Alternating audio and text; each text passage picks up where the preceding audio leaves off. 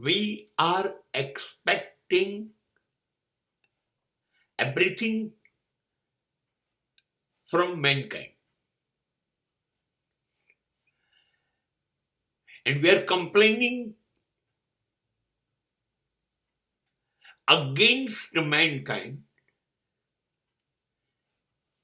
to the superpower of the world God. What we are doing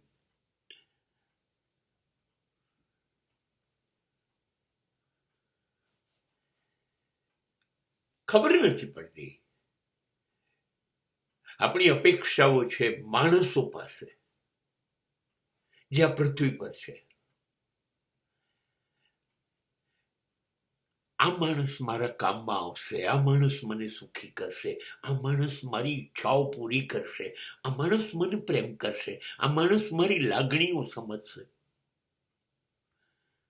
આ માણસ મારી જિંદગીના છેડા સુધી મારો સાથ નહીં છોડે. આ બધી અપેક્ષા કોની પાસે રાખીએ છીએ? ધરતી પરના માણસ પાસે. અને માણસનો સ્વભાવ છે જ્યાં તે જે મારી પાસે આશા રાખી હતી, અપેક્ષા રાખી હતી ને, એ એક પણ પૂરી નહીં કરું.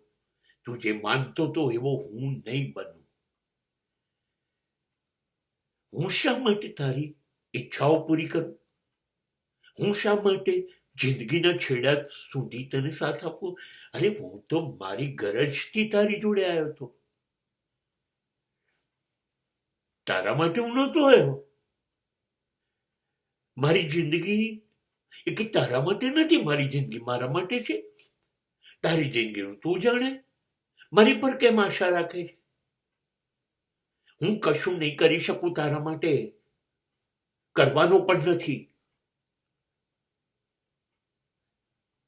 મારો સમય આવશે એટલે હું ચાલતો થઈ જઈશ.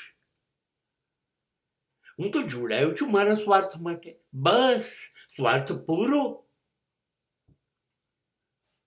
And do you know the system? Use and throw. પછી હું તને ભૂલી જઈશ. હવે કેટલા દુઃખી થઈ ગયા.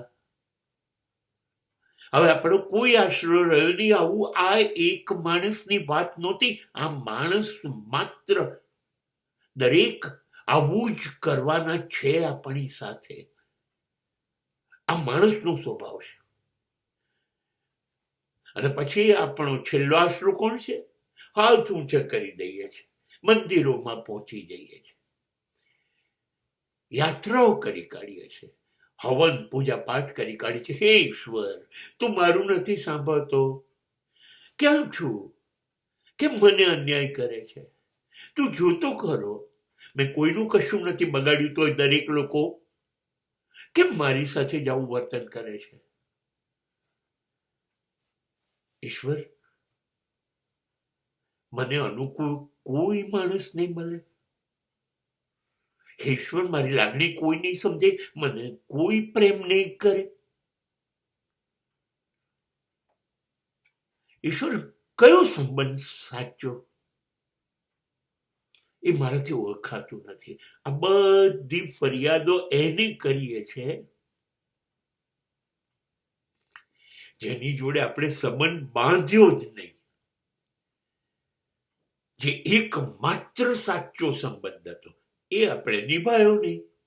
અને હવે દોડી દોડીને દુનિયાએ લાતો મારી, ઠોકરો વાગી, નિરાશ થયા, નિષ્ફળ ગયા. એટલે હવે ફરિયાદો ક્યાં કરીએ છીએ? ઈશ્વરને.